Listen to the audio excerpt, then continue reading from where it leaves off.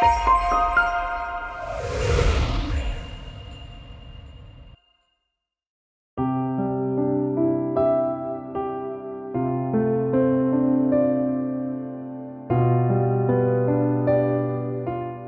everyone, di dalam pelajaran ini kita akan melihat bahwa lambang atau bayang-bayang kehidupan kekal yang waktu di Taman Eden adalah pohon kehidupan, kita bisa lihat juga di luar Taman Eden, sebelum kayu salib dan setelah kayu salib. Bayang-bayang kematian yang menunjuk kepada kematian Tuhan Yesus berakhir di kayu salib. Namun ada bayang-bayang kehidupan kekal sebelum kayu salib, yang banyak orang tidak bisa lihat, yang bersama-sama dengan bayang-bayang kematian dipakukan ke kayu salibnya Kristus. Itu sebabnya banyak orang waktu baca Kolose 2 ayat 16 dan 17 mengartikan ayat itu sebagai bayang-bayang yang sudah dipakukan ke kayu salib dan berkesimpulan bahwa meat dengan drink, dengan kata lain feast, tidak perlu dilakukan setelah kayu salib.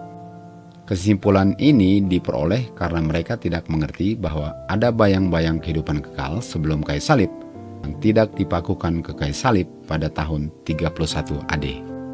Bayang-bayang yang berakhir di kayu salib adalah bayang-bayang kematian Tuhan Yesus. Dan itu dalam bentuk ceremonial law yang terdiri dari korban-korban persembahan, keimamatan orang Lewi, dan the earthly sanctuary. Bayang-bayang itu hanya berarti kalau ada kenyataannya atau substance-nya. Contohnya, tidak bisa ada bayang-bayang pohon sementara pohonnya tidak ada. Atau tidak bisa ada bayang-bayang pohon sementara pohonnya belum ada. Bayang-bayang pohon hanyalah ada karena ada substance pohonnya. Jadi kalau ada bayang-bayang kematian, artinya sudah ada kematiannya. Karena mustahil untuk ada bayang-bayang tanpa substance-nya. Tuhan Yesus adalah domba yang disembelih from the foundation of the world. Kita baca itu di Wahyu 13 ayat 8. Kebenaran ini kita akan pelajari di dalam presentation video ini. Judul pelajaran ini adalah Substitute and Surety, pengganti dan jaminan yang pasti. Kita mulai di buku Yohanes 3 ayat 16. Di sini dikatakan bahwa Bapa memberikan satu-satu anaknya yang dibegotten agar manusia yang seharusnya binasa dapat memperoleh kehidupan kekal. Kita tahu bahwa Kristus adalah kehidupan, dan kehidupan itu adalah kehidupan kekal. Artinya, dengan memberikan anaknya, Bapa memberikan kehidupan kekal kepada siapa saja yang percaya di dalam anaknya. Pertanyaannya adalah, kapan Bapa memberikan anaknya agar manusia dapat memperoleh kehidupan kekal itu? Kita baca di buku Kerinduan Segala Zaman, Tuhan Yesus yang adalah kehidupan kekal, adalah penebus kita sebelum dan setelah dia menjadi manusia. Di saat dosa muncul di bumi ini, di Taman Eden, saat itu juga ada juru selamat dari dosa. Artinya, walaupun Adam dan Hawa kehilangan kehidupan kekal setelah mereka berdosa, tetapi melalui anaknya Bapa, mereka dapat memperoleh kehidupan kekal itu lagi. Tentu saja bukan dengan cara melanggar, tetapi dengan mereka menurut setiap firman yang keluar dari mulut Bapa. Karena untuk diselamatkan ialah untuk diselamatkan dari dosa. Artinya sebelum Tuhan Yesus menjadi manusia, orang berdosa sudah bisa hidup tanpa dosa.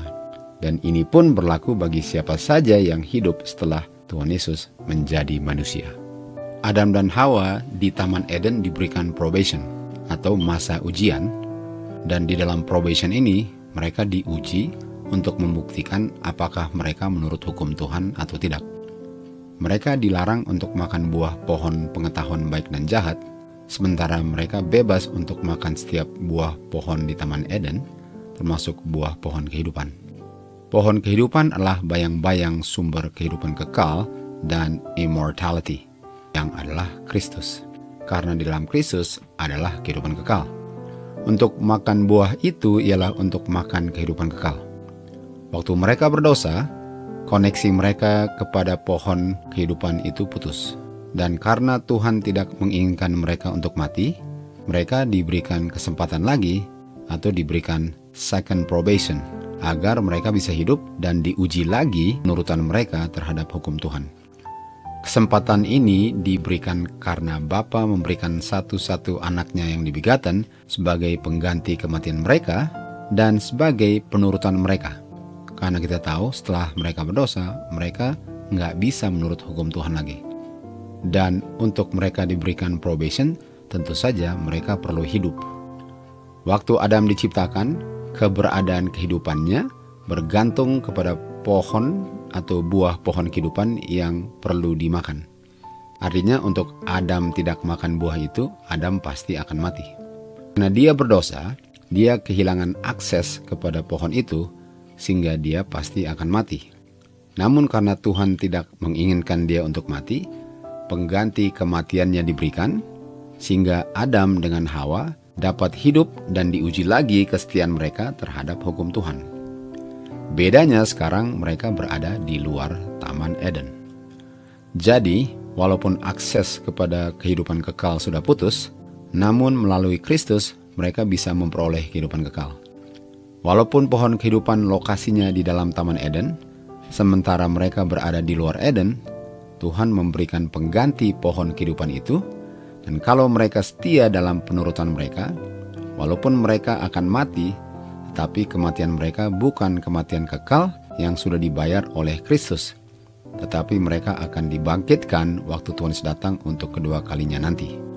Ini karena mereka sudah memperoleh kehidupan kekal sebelum mereka beristirahat di dalam Kristus, dan diperolehnya di luar Taman Eden. Jadi walaupun buah pohon kehidupan kekal tidak bisa dimakan lagi, mereka menerima penggantinya di luar Taman Eden, sehingga mereka bisa memperoleh kehidupan kekal, dan tubuhnya nanti akan diubahkan menjadi tubuh yang immortal atau yang tidak bisa mati, sebagaimana andainya mereka makan buah pohon kehidupan di Eden, mereka nggak bisa mati. Dan itu terjadinya pada kedatangannya Kristus kedua kali nanti. Jadi mengapa mereka diusir dari Taman Eden? Karena kalau mereka diizinkan untuk tinggal, mereka akan makan buah pohon kehidupan dan akan menjadi orang berdosa yang tidak bisa mati, atau bahasa Inggrisnya immortal sinners. Hal ini sudah dipelajari oleh setan, sehingga waktu Adam dan Hawa tergoda dan berdosa, setan mengharapkan agar Adam dan Hawa menjadi orang berdosa yang immortal, sehingga dosa akan diabadikan atau immortalize. Dan tentu saja setan akan senang akan hal itu. Itu sebabnya mereka diusir keluar dari Taman Eden. Namun kesempatan mereka untuk memperoleh kehidupan kekal, walaupun bukan melalui buah pohon kehidupan, mereka dapat peroleh melalui Kristus yang adalah sumber kehidupan. Dan kehidupan itu dapat dimengerti dan diperoleh melalui korban-korban persembahan atau melalui ceremonial law, yang walaupun melambangkan kematian, tetapi kalau dapat dilihat, menunjuk kepada Kristus yang adalah kehidupan kekal. Kita bisa lihat bahwa setelah Tuhan Yesus mati di kayu salib, pengganti buah pohon kehidupan adalah meat dengan drink, yang kalau dimakan dan diminum, memberikan kehidupan kekal bagi yang makan dan minum. Tuhan Yesus katakan, jikalau kamu makan dagingku, yang adalah meat, dan minum darahku, yang adalah drink, memiliki kehidupan kekal. Yohanes 6 ayat 54. Ini bahasanya persis dengan waktu Adam dan Hawa makan buah pohon kehidupan di Taman Eden. Jadi walaupun kita lokasinya di luar Taman Eden, namun kita ada akses kepada sumber kehidupan kekal melalui meat dengan drink. Yang waktu kita meat dengan drink adalah sama dengan makan buah pohon kehidupan. Kita baca di manuskrip 112-1898. Jadi sangat jelas sekali bahwa meat dan drink yang dilakukan setiap holiday atau tahunan, new moon setiap awal bulan, dan Sabbath days setiap hari-hari Sabat, hari ke-7, tidak dipakukan ke kayu salib dan perlu untuk di-keep sebagai lambang makan buah pohon kehidupan di Taman Eden. Itu sebabnya untuk meat dengan drink sama dengan makan buah pohon kehidupan. Bedanya, sekarang kita masih bisa mati, yang sebenarnya hanya tidur sementara dan akan dibangkitkan nanti atau dibangunkan nanti untuk menerima immortality. Jadi dengan kita melakukan apa yang kita perlu lakukan sekarang, Tuhan Yesus jamin kita memperoleh kehidupan kekal. Dan walaupun kita mati atau beristirahat, Tuhan Yesus akan bangkitkan nanti dan memberikan immortality, yaitu tubuh kita diganti sehingga kita nggak pernah bisa mati, dan kita akan makan buah pohon kehidupan sebagaimana Adam dan Hawa makan waktu di Taman Eden. Dan untuk makan buah itu ialah untuk nggak pernah bisa mati. Itu artinya untuk menerima immortality. Tetapi sebelum kita menerima immortality, kita sudah harus menerima kehidupan kekal. Dan dengan melakukan lambangnya, tentu saja bukan hanya menjalankan lambangnya, tapi kenyataannya juga, yaitu menurut akan setiap firman yang keluar dari mulut Tuhan, itulah jaminan eternal life-nya. Kutipan berikut kita baca, bagaimana Adam dan Hawa setelah mereka berdosa harus menerima upah dosa yang adalah kematian. Dan bukan hanya bagi Adam dan Hawa saja, tetapi bagi keturunannya juga. Namun kita semua tidak dibiarkan tanpa pengharapan, karena anak Bapa langsung menjadi pengganti dan jaminan kepastian pengharapan kita. Kristus siap untuk menerima murka Bapa yang seharusnya bagian kita. Melalui korban yang sempurna, Adam melihat terang pengharapan yang menerangi kegelapan maut yang adalah hasil pelanggarannya. Kegelapan yang suram ini diterangi karena Kristuslah yang menggantikan kematian dia, sehingga manusia diberikan kesempatan lagi untuk menurut dan memperoleh kehidupan kekal. Jadi terang pengharapan ini bukan hanya melalui kematian Kristus sebagai pengganti kematian kita, tetapi juga melalui kehidupan sempurnanya yang adalah satu-satunya pengharapan kita untuk dapat menurut di dalam masa probation kita. Kata lain substitute adalah kematian Kristus, dan kata lain surety adalah kehidupan kekal kita melalui Kristus. Jadi kehidupan kekal ini dapat dimengerti dan dilihat melalui korban persembahan yang menggantikan buah pohon kehidupan. Melalui kematian binatang, Adam bisa melihat pengharapan kehidupan kekalnya. Inilah pengganti buah pohon kehidupan di luar Taman Eden. Ellen White menulis di Faith and Works, melalui iman di dalam Kristus sebagai substitute atau pengganti kematian kita, yang bisa dilihat dan dimengerti melalui korban-korban persembahan, manusia berdosa dapat dikembalikan kepada kesetiaan dan penurutan akan hukum Tuhan yang kudus. Jadi melalui korban persembahan yang dipersembahkan, Adam mendapatkan akses kepada kehidupan kekal lagi, yang mana akses itu dulu adalah pohon kehidupan di dalam Taman Eden. Di saat Adam dan Hawa berdosa, langsung pada saat itu juga ada juru selamat dari dosa. Dan untuk diselamatkan dari dosa ialah melalui kematian Kristus sebagai pengganti kita atau kita punya substitute yang bisa dilihat melalui korban binatang. Dan sebagai surety yang adalah jaminan pengharapan kita untuk tidak melanggar lagi. Dan yang kita bisa lihat melalui korban binatang yang menunjuk kepada Kristus di kayu salib sebagai sumber kehidupan kekal kita. Rasul Paulus menulis di Roma 6:23, upah dosa adalah kematian. Tuhan Yesuslah yang membayar kematian kita sebagai kita punya substitute. Lalu ayatnya lanjut, tetapi pemberian Tuhan adalah kehidupan kekal melalui Yesus Kristus. Dan Kristuslah kita punya surety untuk bisa menurut hukum dan memperoleh kehidupan kekal. Jadi di satu ayat ini kita melihat Kristus sebagai substitute dan kita punya surety. Korban persembahan yang melambangkan kematian Kristus bukan hanya mengungkapkan kematian, tetapi juga mengungkapkan kehidupan kekal bagi yang bisa melihatnya. Di saat Adam berdosa, anak Bapa mempersembahkan dirinya sebagai jaminan pengharapan kita, dengan kuasa yang sama sebagaimana kuasa kematian dia di kayu salib. Kuasa keselamatan untuk membayar upah dosa manusia, dan kuasa untuk menurut hukum Tuhan sudah ada sejak di saat Adam berdosa. Di Wahyu 13 ayat 8 dikatakan bahwa Kristus yang dilambangkan domba disembelih sejak awal bumi ini, atau sebelum tahun 31 AD di kayu salib. Janji Kristus adalah kuasanya kapan saja diucapkannya. Waktu Kristus berkata kepada setan di Kejadian 3 ayat 15, "Aku akan place enmity atau kebencian permusuhan antara kamu dan wanita. Janji itu adalah jaminan bahwa kuasa setan akan ditaklukkan. Kuasa setan adalah dosa dan upah dosa adalah kematian. Jadi janji Kristus adalah janji yang sanggup menaklukkan dosa dan kematian, yang menyanggupkan siapa saja yang percaya untuk tidak berdosa lagi dan menerima kehidupan kekal.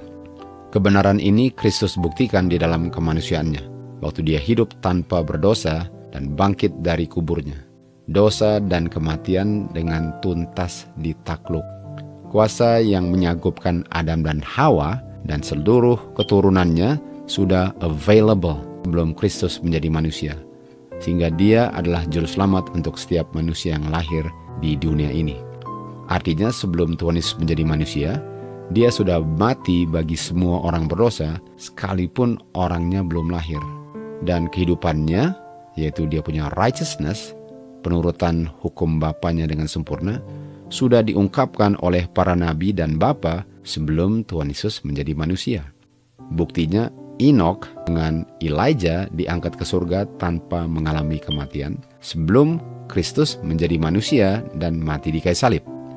Jadi orang yang diselamatkan adalah dia yang tidak berdosa lagi. Kuasa yang menyanggupkan untuk menurut sudah ada di saat Adam dan Hawa berdosa di Taman Eden.